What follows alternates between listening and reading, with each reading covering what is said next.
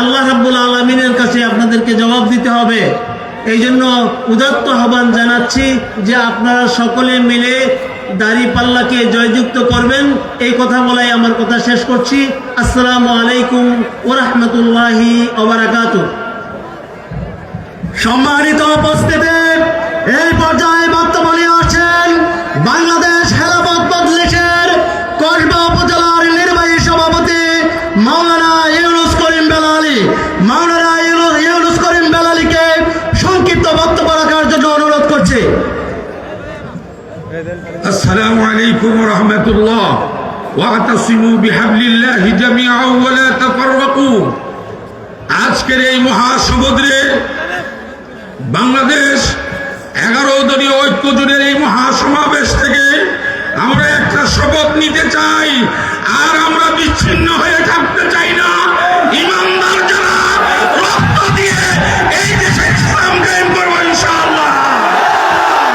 আর গোলাবাড়ি নয়, আর বিবেক নয়, এখন শুধু একটাই কথা, লা ইলাহা ইল্লাল্লাহ, দাড়িপাল্লা যাবে ইনশাআল্লাহ।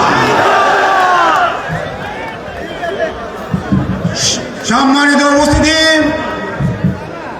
গেটের মধ্যে যেসব স্বেচ্ছাসেবক ভাইরা আছেন, আমি আপনাদেরকে অনুরোধ করছি, আমাদের গেটের পিছনে কিছু ভোট অবস্থান করছে, প্রবেশ করতে পারছে না। স্বেচ্ছাসেবক ভাইরা তাদেরকে মহিলা প্যান্ডেলের ভিতরে পৌঁছে দেওয়ার জন্য বিনীতভাবে অনুরোধ করছি।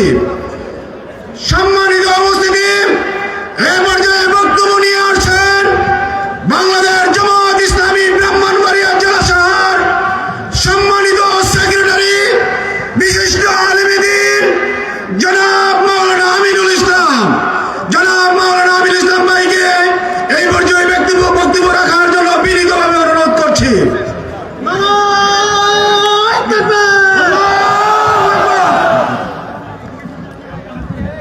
আউযু বিল্লাহি মিনাশ শাইতানির রাজীম। বিসমিল্লাহির রহমানির রহিম। প্রাণপ্রিয় সংগঠনের শহীদি কাফেলা বাংলাদেশ জামাত ইসলামী কসবা আখাড়া জাতীয় সংসদ নির্বাচনের মনোনীত প্রার্থী 11 দলের মনোনীত প্রার্থী জননেতা জনাব আতাউর রহমান সরকারের সমর্থনে আজকের এই নির্বাচনী জনসভার সম্মানিত সভাপতি জনাব কাজী সিরাজুল ইসলাম, আজকের এই বিশাল জনসভার সম্মানিত প্রধান অতিথি গণমানুষের সংগঠন বাংলাদেশ জামাত ইসলামীর কেন্দ্রীয় সেক্রেটারি জেনারেল জনতা জনাব অধ্যাপক মিয়া গোলাম পরোয়ার, মঞ্চে উপবিষ্ট বিশেষ অতিথিবৃন্দ, 11 দলের নেতৃবৃন্দ, সম্মানিত সাথী ভাই ও বোনেরা, সম্মানিত প্রিন্ট মিডিয়া ইলেকট্রনিক্স মিডিয়ার সাংবাদিক বৃন্দ, আসসালামু আলাইকুম ওয়া রাহমাতুল্লাহি ওয়া বারাকাতুহু।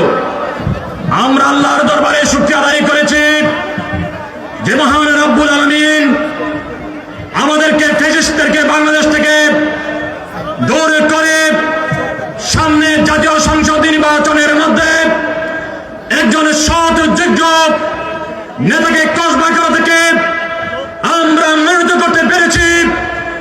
এই জন্য মহান মনিবের দরবারে শুকরিয়া আদায় করছি আলহামদুলিল্লাহ।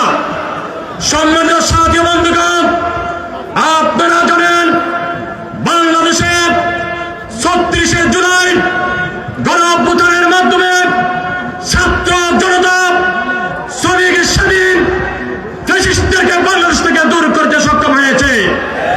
বাংলাদেশের মধ্যে শান্তি বিরাজ করার জন্য, ইনসাফ ভিত্তিক সমাজ কায়েম করার জন্য, একটি সুন্দর সমাজ তৈরি করার জন্য ত্রয়োদশ জাতীয় সংসদ নির্বাচনে বাংলাদেশ জামাত ইসলামীর পক্ষ থেকে তথা 11 দলের পক্ষ থেকে জনাব আতাউর রহমান সরকারকে আজকে নির্বাচনের দাঁড়িপাল্লা প্রতিজ্ঞা হয়েছে। আপনারা জানেন বাংলাদেশের মধ্যে একটি দল বের হয়েছে, 90 ফ্যাসিস্ট আবিষ্কার হয়েছে। কিছুদিন পূর্বে আপনারা দেখেছেন শেরপুরের জামাত ইসলামীর সেক্রেটারিকে সেখানে গুলি হত্যা করেছে। আমরা দেখেছি আমার একজন বোনকে ঢাকার রাজপথের মধ্যে 90 ফ্যাসিস্টরা রামদা দিয়ে তার মাথাকে খণ্ডিত হয়েছে। আমরা স্পষ্ট করে চাই, বাংলাদেশের মধ্যে আমরা কারো চোখ কাটানোকে ভয় পাই না। জামাত শুধু আল্লাহকে ছাড়া পৃথিবীর কাউকে ভয় করে না। বাংলাদেশ আগামীর বাংলাদেশ হবে, জামাত বাংলাদেশ 11 দলে বাংলাদেশ হবে।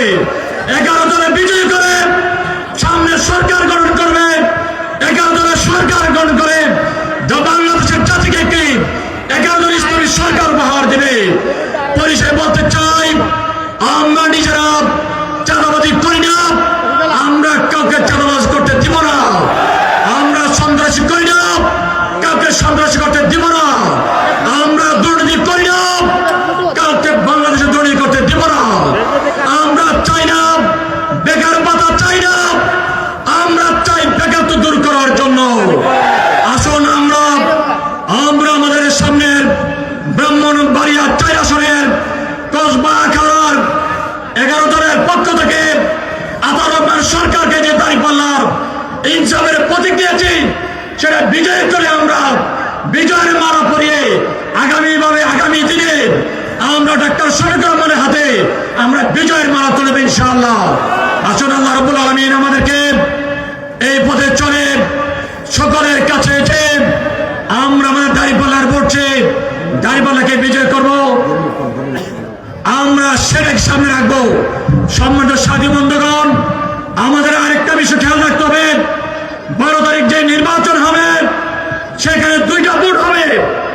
আজকে বাংলাদেশের মধ্যে যারা বক্তব্য দিয়েছেন, আপনারা জেনে রাখেন আপনাদের স্থান কোথায় ছিল। বাংলাদেশের রাজপথে নামার শক্তি ছিল না, আপনার নেত্রীকে ট্রাক দিয়ে সমর্থ করে রেখেছিল।